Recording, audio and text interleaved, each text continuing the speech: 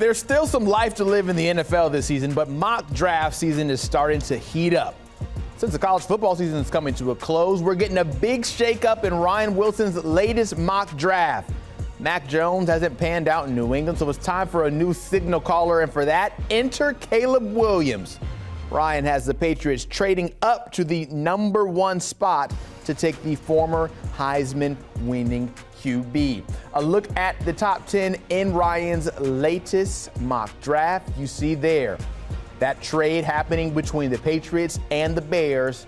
The Patriots moving up to the number 1 spot and taking Caleb Williams. The Bears going to number 2 and taking the wide receiver Marvin Harrison Jr.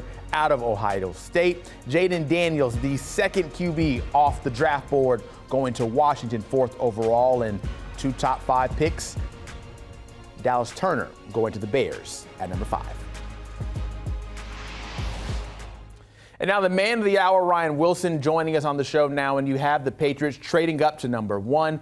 In this situation, doing that trade with the Bears, is it because they value Williams so much more than Jaden Daniels or, say, a Drake May? It's also, Zach, when you look in the quarterback room and you peek your head in there and you see Mac Jones and Bailey Zappi, that can scare you a little bit too. So it's a combination of things. But I've talked about Caleb Williams throughout the fall, even going back into the summer. You talked about the Heisman Trophy winning season back in 2022. He is a special talent. And it's going to be interesting to see if the Panthers do, in fact, have this number 1 pick, which goes to Chicago, how many teams are going to be clamoring to move up, and whether the Bears are going to be one of those teams that stays put and considers taking Caleb Williams. But in this scenario, I have the Patriots going from 2 to 1, moving up 1 spot. And here's the draft haul, hypothetically. It's a lot, but if you love Caleb and he's your guy, and you don't want to wait around and you think he's better than Jaden Daniels and Drake May, then you got to go get him. And also, it revitalizes an organization that is somehow one of the worst teams in the NFL after those 6 Super Bowl trophies.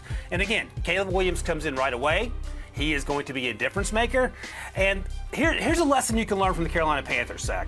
If you want to draft your franchise quarterback, please, for the love of all that's holy, put some offensive line help around him. The interior offensive line at New England is pretty good. The tackles have struggled a little bit, so that's got to be plan B. But you go out there, you get Caleb Williams, and then you are set, fingers crossed, and this team can get back on track in the AFC East. Yeah, I've seen that show up close and personal, watching the Panthers as we have just struggled mightily doing well around Bryce Young. You need pieces as well. So then you look at number 2 with the Bears sliding down if they do that trade with the Patriots. At number 2, you have them taking Marvin Harrison Jr. as a piece to add to Justin Fields and not them drafting a QB instead?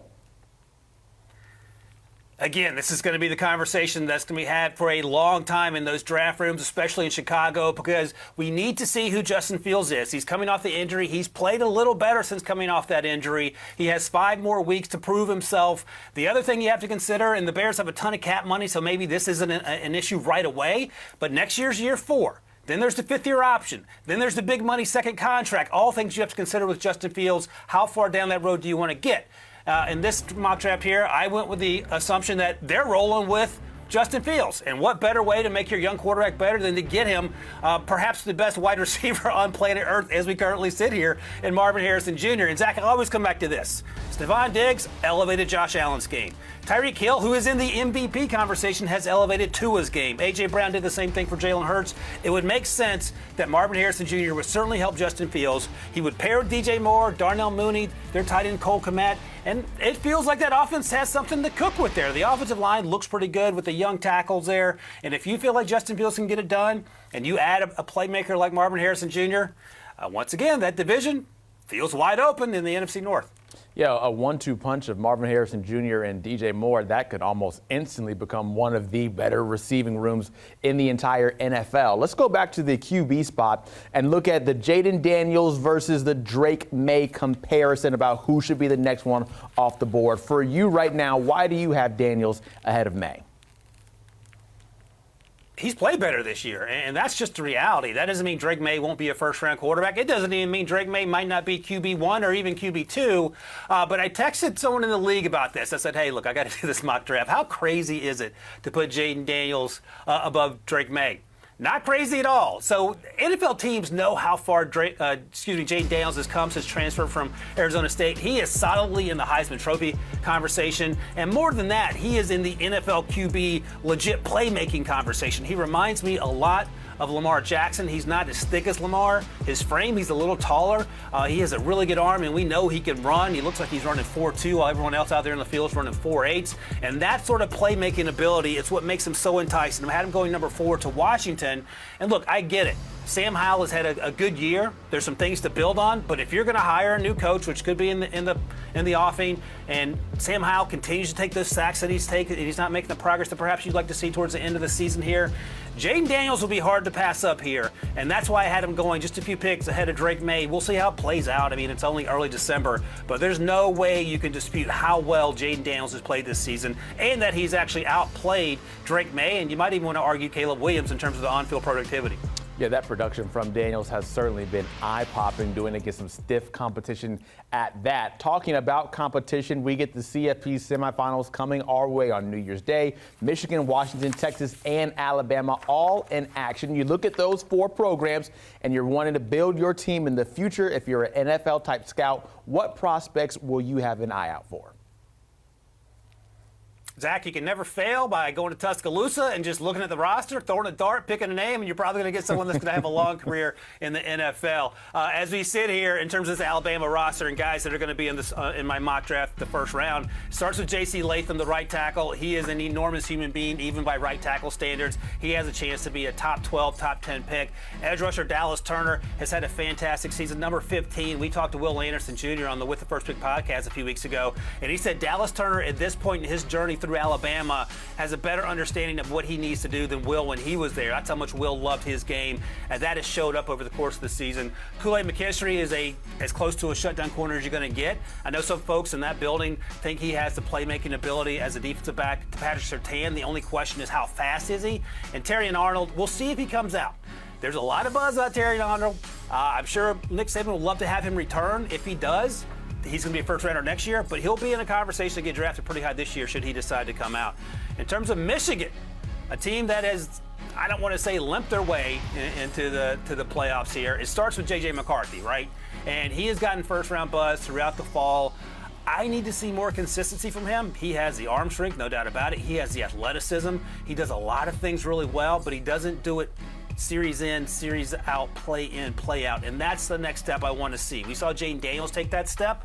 We haven't seen it yet consistently from J.J. McCarthy. A ton of dudes on that team as well, by the way. Mikey Sanistrill, the cornerback / nickelback. Roman Wilson is another guy to keep an eye on, the wide receiver there.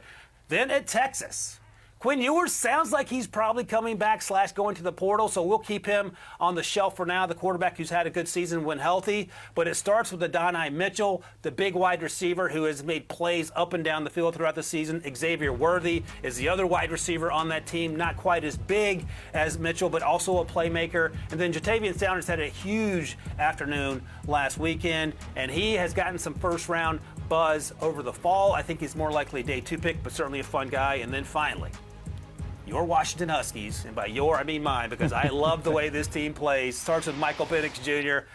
I don't know why we're not talking more about Michael Penix Jr. Look, I get it. He had the 2 ACLs when he was in Indiana. He had the shoulder when he was in Indiana. He's been healthy the last 2 years, and not only has he been healthy, he has been dealing, throwing dime after dime. This one goes to Roma Dunze, who's going to be a first-round pick. There's Roma Dunze again, but there's Jalen Polk on this roster, number 2. There's number 11, Jalen Mitchell, who also makes plays and had a good game against Oregon last weekend. There are first- and second-rounders littered up and down this roster on the opposite side of the ball. They have offensive linemen Troy Fatanu, who will probably be moved inside to guard, and Braylon Trice, the edge rusher, had a great game as well. He has a chance to be a day 1 / day 2 pick. But so many playmakers on this Washington team. We'll see how it turns out. But these are a ton of guys to watch if you're an NFL fan looking ahead to the future to make your team better.